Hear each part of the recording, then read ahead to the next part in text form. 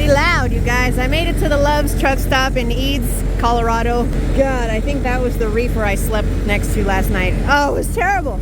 Actually, it wasn't that bad. It wasn't that bad until the reefer started to do a regen. Woke me up at 11:30, but other than that, I had a really good night's sleep, and I'm grateful because I needed it. I was feeling it. I made it to Eads, Colorado, you guys. I did not make it as far as I wanted to.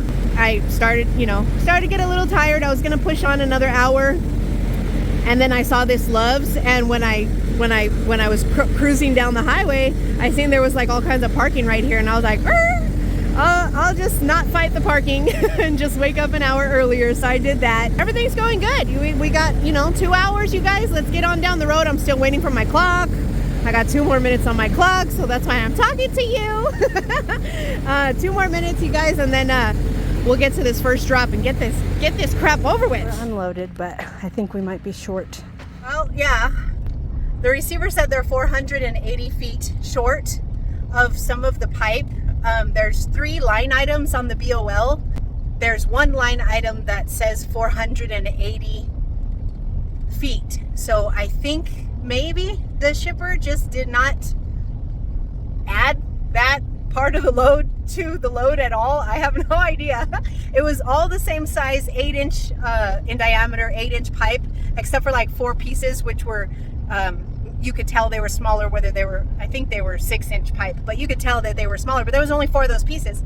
So of course I took a bunch of pictures and I told the guy to notate it on the BOL. Proper procedure, right? Take a bunch of pictures, show that I loaded 3 bundles. The bundles are still bundled. It's not like it all fell apart and then now all of a sudden 480 feet are missing. No. I did my due diligence. I took lots of pictures. I told the shipper to notate it. All that rubber pipe went to a huge solar panel farm, you guys. I told the guy, I was like, well, notate it on the BOL. I was like, obviously I didn't take it. I can't even move one of those pieces. They're 40 feet long. I told him to notate it on the BOL and he's like, yeah, okay. I'm like, just notate it and sign it, and I'm gonna make a phone call, and I have to make a phone call, and if they want me to do anything else, I'll do it. And if not, then, we're done here. I call King of Freight. They don't answer. I text the stupid guy. He doesn't respond. So I just sent him an email and I was like, look, your shipper shorted these guys 480 feet. That's what they say. I have a lot of pictures. Here they are. Here's your BOL. Gotta go by. It's like if you can get somebody on the phone, that's a little bit better. But you always send email confirmation as well. Even if you talk to these snaky little sneak brokers, even if you talk to them on the phone, you still need to follow it up with an email. Let that be a lesson to you if you are new, or even if you're not new and you didn't know that. Never, ever, ever trust what they say. Follow it up with an email. If I didn't have so much crap to do today, I would have hung out and insisted and waited until I got somebody on the phone, but I got other shit to do. And, whatever. That was the shipper's problem, not my problem. And these guys here, they don't even care. They didn't even notate it on the BOL, probably because they didn't want me to get in trouble. I don't know. It's a giant solar farm. They're probably, who knows, but it's a big project.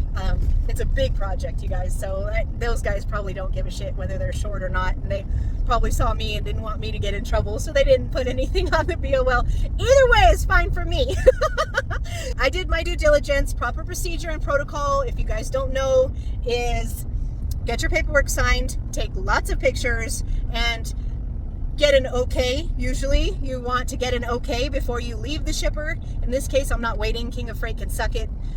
They did not even want to pay me my detention. I didn't have a lot, but I had 45 minutes of detention, and that's time that I'll never get back, and that's time that should not be included in the rate.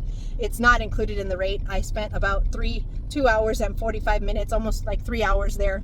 About 3 hours I spent there just to load it, and they don't even respond when it comes to trying to get 45 minutes or an hour of detention, and it's like, screw you guys. So I don't particularly care to run for them. I don't particularly care to run for any big box carrier.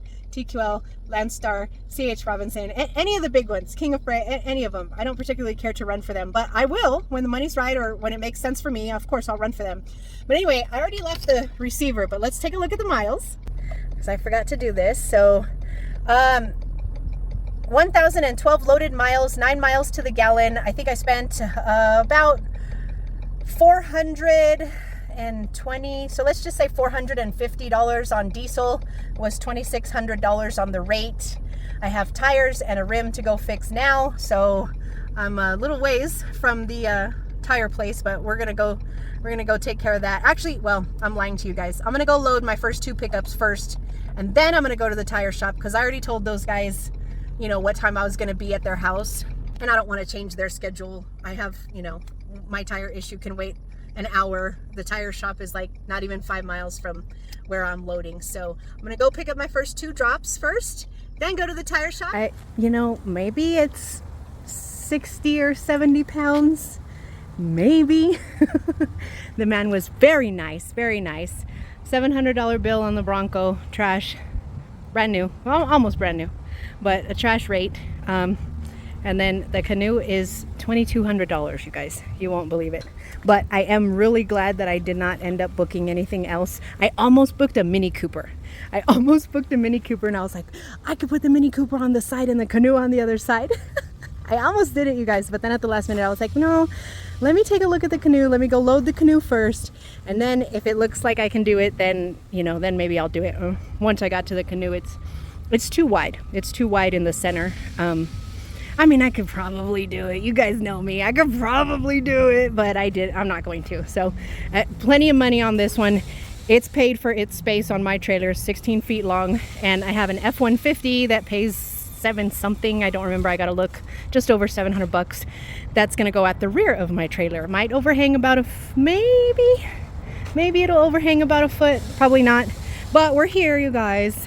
Big shout out to Jay's Tires in Colorado Springs. If anybody is around here, definitely can't fit a big rig in here, but if you run hot shot, I called him yesterday looking for 14 ply tires for these 7K axles, and he's like, yeah, we got them in stock. I'm like, 14 plies? Yeah, we got them in stock. I'm like, okay, I'll be right there. Don't know how much this one's gonna cost me yet, but I needed tires anyway, so it was close enough to constitute needing tires. You know, you need tires, you know, whatever. That's just an expense that I save up for, that it happens. You know, I mean, we run through tires, we run through brakes, we run through straps. It's just another expense that I'm used to taking care of. So to me, it doesn't matter. You know, I would have rather finished this trip and then, you know, went to my regular tire guys in my hometown that always take care of me. We'll see. I'm a little curious to see if these tires out here in Colorado are more expensive, but if they're in the $175 range, I'll be happy. If they, you know, even if they're in the $200 range, I guess I'll still be happy. So I'm only going to get 5 tires. That I do have a cracked rim, so he's gonna get me another rim, and the rims are $90. I mean, what do you want? You know, these are not 12K axles. 12K axle rims will last you probably forever, and they won't crack like these 7K axles, but it's a lighter duty axle, which is why I have 3 of them. And it just, you know, with 14 ply tires, which is probably all I would put on a 7K axle, is a 14 ply tire. I wouldn't go to 16 because I think it's just too much weight for the tire and the rim and the other suspension pieces and stuff like that. I do fine with 14 plies. You know, they last me almost a year, and you know, I run pretty, when I do run, I run pretty hard. So but anyways, that's my canoe, you guys. I'm gonna get my tires put on, and we'll go pick up this F-150 in a minute. All right, $1,300 on 5 tires and 1 rim, mounted and all that good stuff. And they took all the old trash. I kept 1 tire. I probably could have kept 3 of them, but I already got a bunch of tires at the house. And you start running as many trucks and trailers as I do, you start collecting tires and rims and shit at your house. So, and then 2 miles away, literally 2 miles away from the tire place, is our $710 bill, which is this not very attractive Ford F-150. So let's go load it up. All right, just like that. Emptied out, got brand new tires, and did 3 pickups all in one day. It's only 3 o'clock. I'm gonna get down the road as much as I can, but the tires took a little bit longer than I expected, so we'll see how far I get. But that's $710 bill, it's $2,200 bill, and that's a $700 bill. So altogether we're at 1410 and 22, 3610. 3610 on hopefully should be about 1,200 miles. This one's going to Missouri, so it'll be off tomorrow. And then the other 2 are going with me to Ohio. So we'll see if I can find something else to replace that tomorrow.